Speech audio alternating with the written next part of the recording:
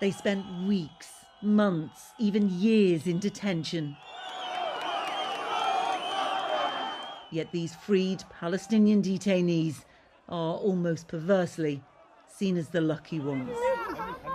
It is 2 months since they were liberated and thousands more remain in custody.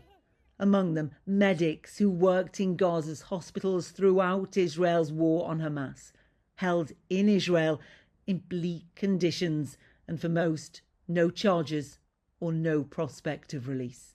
Dr. Adnan Al-Bursh was an orthopaedic surgeon.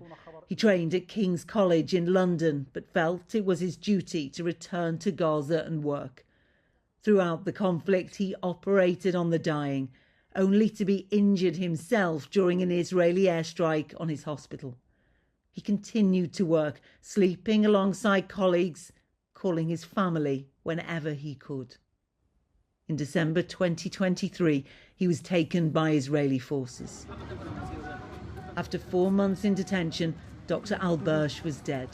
His widow has no explanation, no cause of death, and no body. He was in prison under physical and psychological torture, she says. We tried to learn why he was detained, what he was accused of, but we couldn't. We never imagined that a doctor would be detained and then deliberately killed. His body is in a nameless grave, she tells us. She claims it is being kept by the Israelis to conceal evidence of torture. And the torment is not restricted to the grieving. Orthopaedist Dr. Ghassan Abu Zari was detained by IDF soldiers who stormed Nasser Hospital. For over 1,000 days, his wife and 5 children, who now live in a tent, have been waiting for news. Their youngest, who has Down syndrome, is asked by his mum what he would say to his dad. My beloved dad, he says.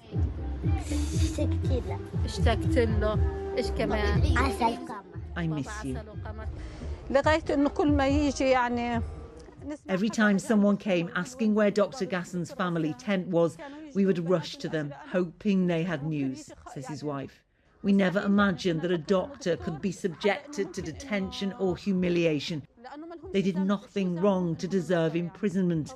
I call on everyone to stand with them. I don't know whether he's being tortured. Maybe he is being tortured. And many allegedly are.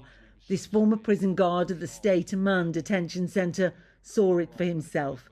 He asked for his identity to be hidden. Every red line with regards to Palestinians was just crossed. He told ITV News about a man whose wrists were bound together so tightly it severed his hand. In one of the detainees, the injury was so severe, one of his arms was already amputated. The worst thing I heard was a detainee beaten to death a few days before I was there, in the compound. It was basically like watching animals in a cage. On the accusations of assaults on detainees, the IDF says it categorically rejects allegations of systematic abuse. In response to reported inhumane conditions, they say they are addressed accordingly within the IDF. Since Hamas's deadly attacks on October the 7th, over 1,700 health workers have been killed. Almost 100 Palestinian medics remain in detention.